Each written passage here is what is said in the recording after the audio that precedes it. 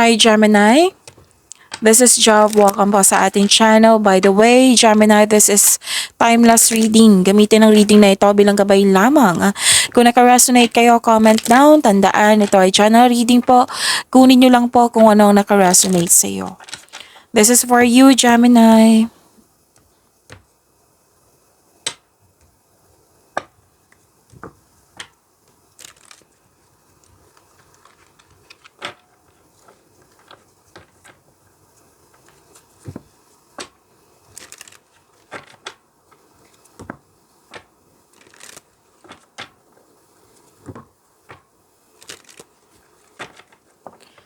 Para po ito sa iyo, Gemini.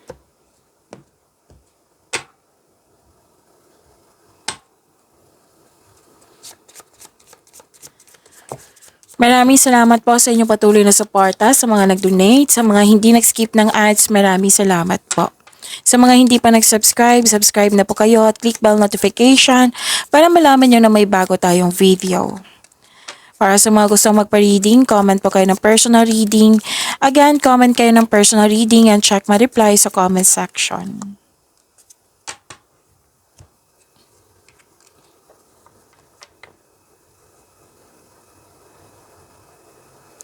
Oh, ang ganda. May malaking influence ang isang lalaki. Oo. At prosperity is yours. May parating na malaking pera po, Gemini. Maraming transaksyon, busy kayo, maraming benta, maraming project, maraming kliyente, customer, maraming orders, transactions. Mayroong cash flow. Kaya prosperity is yours, claim nyo po, Gemini.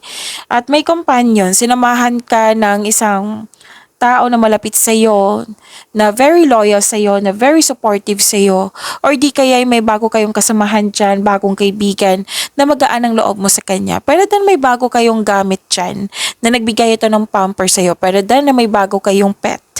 At ang ilan sa inyo na hired as katiwala po.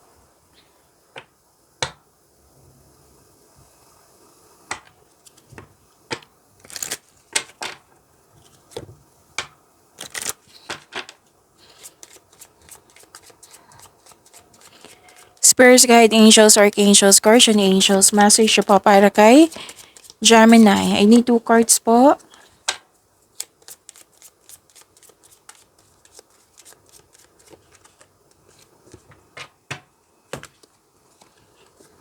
Okay. 1616, angel number 1616, seek balance, find balance in your life. It's the key to inner peace and outer success. Okay, it represents new beginning. Okay, new beginning, pwedeng may leadership role or ginampanan mo yung pagiging mabuting leader mo. Mas lumawak yung vision mo sa buhay, innovation, at financial stability, togetherness, bonding, pagkakaisa, pag-aalaga. May nakita kong ganyan. At okay, embrace change. Kasi may new beginning, right? So, be flexible, embrace change. Be open sa pag-receive ng new beginning na ito. Step out kayo sa comfort zone nyo to pursue new opportunities and goals. Okay? And, okay. Manifestation to eh. Oo. The angel number 1616 is a powerful sign of manifestation, especially sa financial goal nyo. Mag-focus kayo sa inyong thoughts on abundance and trust your ability to create it. Isipin nyo po na magiging successful kayo, na magkakaroon kayo ng financial goal para mas maging inspired kayo to create action, to create plans, to create action. Yan. Balance and harmony. So, yun, seek balance between your material and spiritual life. Okay? And dito may pagkakaisa sa connection mo sa isang tao. Next is a positivity. Maintain a positive mindset. Mindset po. Focus on gratitude. Surround yourself with the people na nagbibigay sa iyo ng inspiration. Okay? So, yung sabi ko kanina sa inyo na togetherness, may nakita ko dito. Togetherness. And, okay. Pagkakaisa din to sa mga marelasyon. So, yun na, maintain a positive mindset, take action, seek support, engage in nurturing activities. Okay, so, angel number 1717. Ang galing ano, 16161717. Spiritual growth. Embrace your spiritual growth journey. It's leading you to a higher state of being. Okay, so the angel number 1717. Ang sabi dito, follow your intuition. Makinig sa inyong intuition. Dalawang card kasi nagsabi dito, embrace new beginning and embrace personal growth. And maintain nyo yung positive changes for kasi may fresh start, may new beginning. Embrace positive changes. Okay? Okay, so how to respond to angel number 1717? Mag-reflect kayo on your goals. Okay? Mag-practice kayo ng self-compassion. Be kind to yourself and others. Okay? And embrace your true self. Okay? Next is seek spiritual connection and take inspired action. Puro action yung sinasabi dito. Okay, so that's it. So proceed tayo sa tarot cards nyo.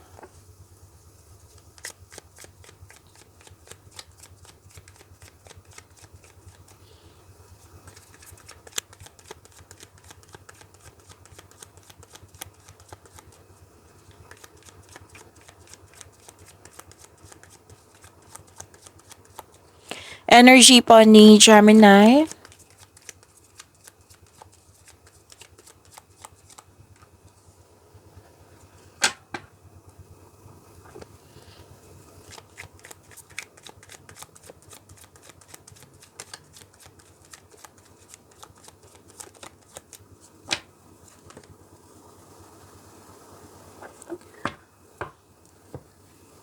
Okay.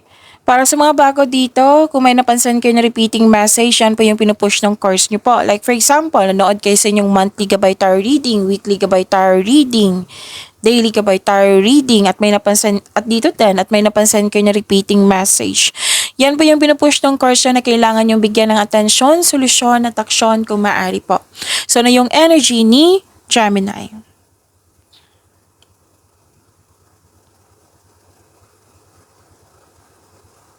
You're building stability, conserving resources then, creating stability. May structure ako nakikita dito. Maaring mag-iipon kayo pang renovate ng bahay, pang bibili ng property or magpapatayo kayo ng bahay. Ang ilan sa inyo. Posibleng may regalo or alok or pamanang parating.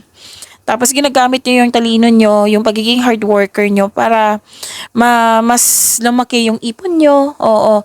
At may nakita rin ako ditong vinavalue mo ang pera at hindi ka madamot.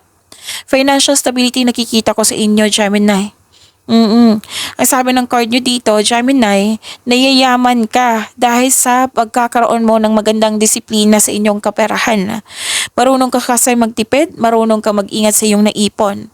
Oo, yayaman ka niyan sa pamagitan ng iyong disiplina. This will lead you to have a financial abundance and personal growth. At huwag nyo daw kalimutan na bigyan ng panahon ng iyong sarili. Kumbaga, pamper yourself kasi deserve mo naman ito. You're saving money for the future or specific goal kaya sobrang ingat mo sa kaperahan mo. Okay. May nakita ko dito na pwedeng yung nagpapasweldo sa iyo galing sa labas or nasa abroad kayo or may balak kayong mag-abroad. Oo. Or pwede din may nagbigay ng pera sa inyo galing sa abroad. So, very conservative ka sa money at investment mo. Gusto mo magkaroon ng financial security, kaya mas focus kayo ngayon sa trabaho nyo. Yung energy nyo, kasi energy nyo to yung energy nyo is naka-focus talaga sa career and money.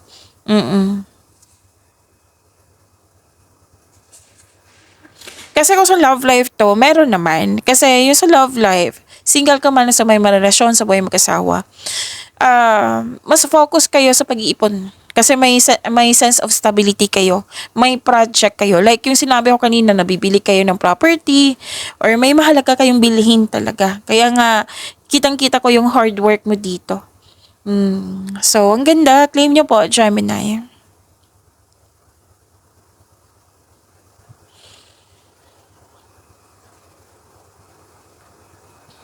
So this is transformation. May ending with new beginning. Yes. This is necessary change. This is perfect time na mangyayari. Oh, may transition po. And kitang-kita ko naman dito na very confident ka. Dalawang card mo po mismo nagsabi dito na very confident kayo. You have power, you're very confident, you're taking an action with courage. Yan. Transformation. Oo. Pinoprotektahan mo din yung sarili mo. Pinoprotektahan mo yung mga ginagawa mo dyan. Oo. Pwede din isang tao. May nakita ko ditong pagwawakas. For example, end of contract, pwede din tumiwalag ka, pwede na nagkaroon ka ng disconnection sa isang tao kasi nag-decide ka. Nag-decide ka nito kasi you want growth. Or it might be na gusto mo lang mag-focus sa career and money mo. Pwede din nag-let go ka sa opportunity dahil sa hindi mo na kailangan. So this is fresh start. Oo, pwedeng paglalakbay ito, pwedeng may paglilipat sa lokasyon. So, growth always means leaving something behind. So, reminder lang po ha, sabi ko ng card dito na itong pagbabago na ito ay gusto mo kasi you want growth. Pwede din may change career, pwede din may hindi kailangan na lumipat, kundi may papalitan lang kayo dyan na proseso. Oo, na mas madali, mas mas magaan. Oo. Okay, so, yun. Magkakaroon din ng improvement sa inyong kaperahan. So, hold tight, kapit lang po. So, this is good growth. Okay?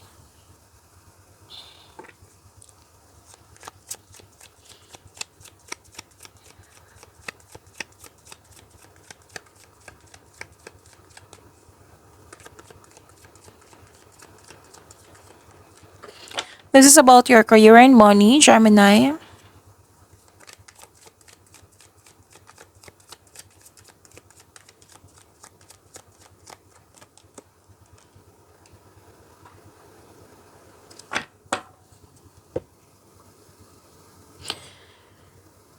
Okay, so career and money nyo po.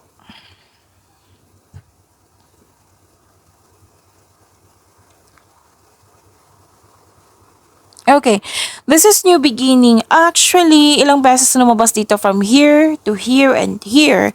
New beginning talaga nakikita ko dito. Abundance, oo, ang ganda ng new beginning nyo kasi abundance yung una kung nakita is new beginning. Ang sunod, may nakita kong abundance, ang ganda. So, yun, may parating na blessings po, gift from the universe, posibleng new job opportunity ito or unexpected sum of money. Pwede din nag-take ka ng first steps para ma-enhance o ma-increase yung kaperahan mo. Ang pagbabago na ito ay may unlimited growth towards to your finances po. So, claim nyo po kasi from here to your energy and here, na nag-clarify talaga na you are now focused on your work para sa growth, para magkaroon ng growth. So, nag-take chances ka, in-embrace mo itong new beginning na ito, na ginawa mo na yung advice ng angel numbers. Okay? Ang ganda. Yun ha, job opportunity. Pwede din promotion po ito. Pagtaas ng kita, sweldo allowance. Pwede din pagtaas ng inyong posisyon. Yan. Pwede din maraming orders, kliyente, customer. Yan. So, kitang-kita ko dito yung financial growth. Ilang beses ko na lumabas dito yung financial growth. So, claim nyo po. Yung dalawang card na naman nagsabi dito na may change career. Posibleng may change career kasi nag-o-offer ito ng more stability and abundance. So, ang ilan sa inyo, grab nyo po ito. Okay? Nag-grab nyo po itong offer na ito. So, this is good. Ang ganda po. Ang ganda ng inyong cards.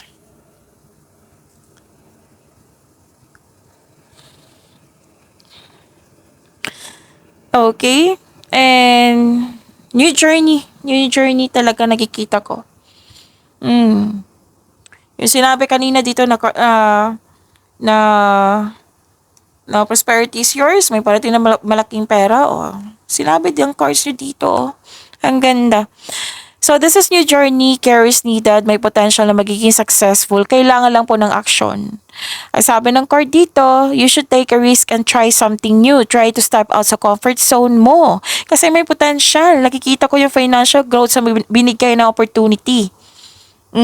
So, wag kayong mag-alinlangan na tanggapin itong pagkakataon na ito. Syempre, kailangan po ng konkretong plano para kasi makatulong ito sa pagpalakas ng iyong confidence. Okay? Huwag niyong kalimutan gumawa ng konkretong plano. And please know that you are divinely guided. You're divinely guided, Gemini. Oh, magkakaroon po ng personal and spiritual evolution. So, lumabas pa rin yung cards nyo dito. Spiritual growth. Yes.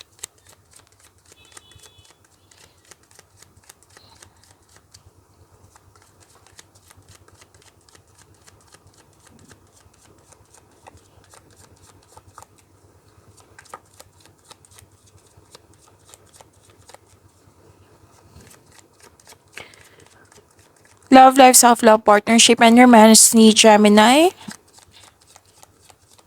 Gemini, napanood nyo na ba yung bagong love reading nyo?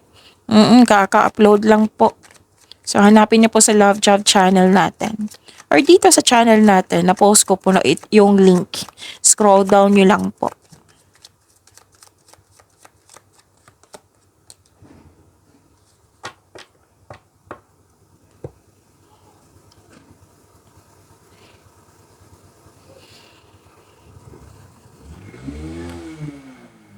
So, sa love life nyo, self-love, partnership, and romance, nakikita ko dito na um, yung parating sa inyo sa mga single dyan, may parating sa inyo na pwedeng water signs to air signs. Air signs is Gemini, Libra, and Aquarius na kapwa nyo.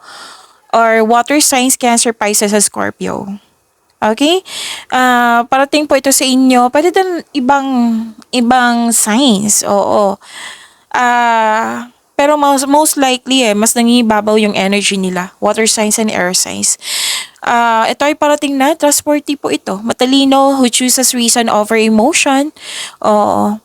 Tapos, parang single parent yung, pwedeng single parent po siya, or di kaya kayo ang single parent. Kasi malakas ang energy ng single parent dito.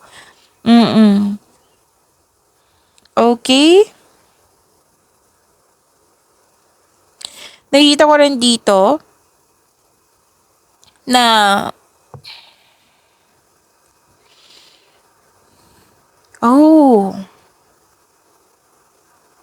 okay. Sa buhay mag-asawa sa mga marelasyon,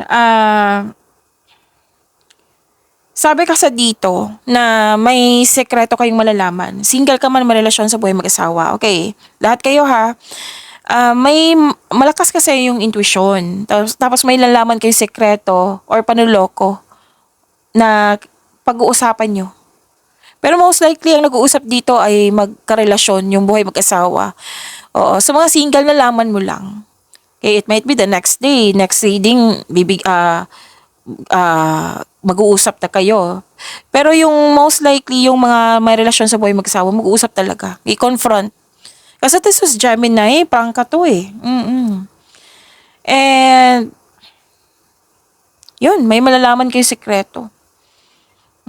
May confrontation na magaganap. Okay, sa mga single po, may tao kasi dito, mas malakas yung air signs ha, kapon yung air signs, Gemini, Libra, and Aquarius, pwedeng kayo to or pwedeng siya.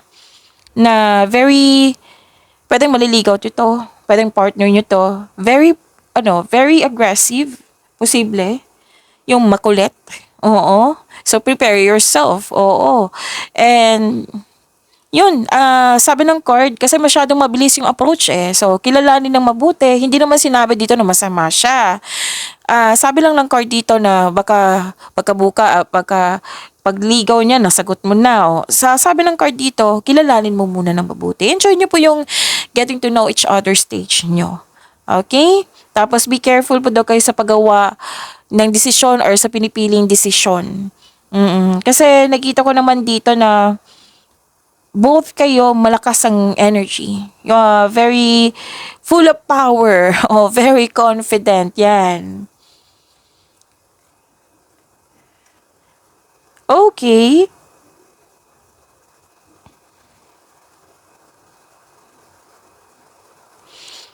Okay. So, yung parating sa inyo, sobrang successful niya sa buhay, masaya at ready na ito sa seryosong relasyon. This is good, Gemini. So, this is, I think this is, di ba, seryosong relasyon. I think this is date to marry.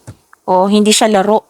Sa mga may relasyon sa buhay mag-asawa, magkakaroon po ng pagkakaayos, love and happiness overflow, and sobrang satisfied sa inyong relasyon. And deserve nyo pong mag-relax at mag-enjoy. So, meaning to say, magbakasyon, magpahinga, and you have overflowing abundance, Gemini. Ang ganda ng cards nyo, Gemini. Claim nyo po, pagyamanin nyo po yung blessings na binigay sa inyo. See you tomorrow. Maraming salamat po.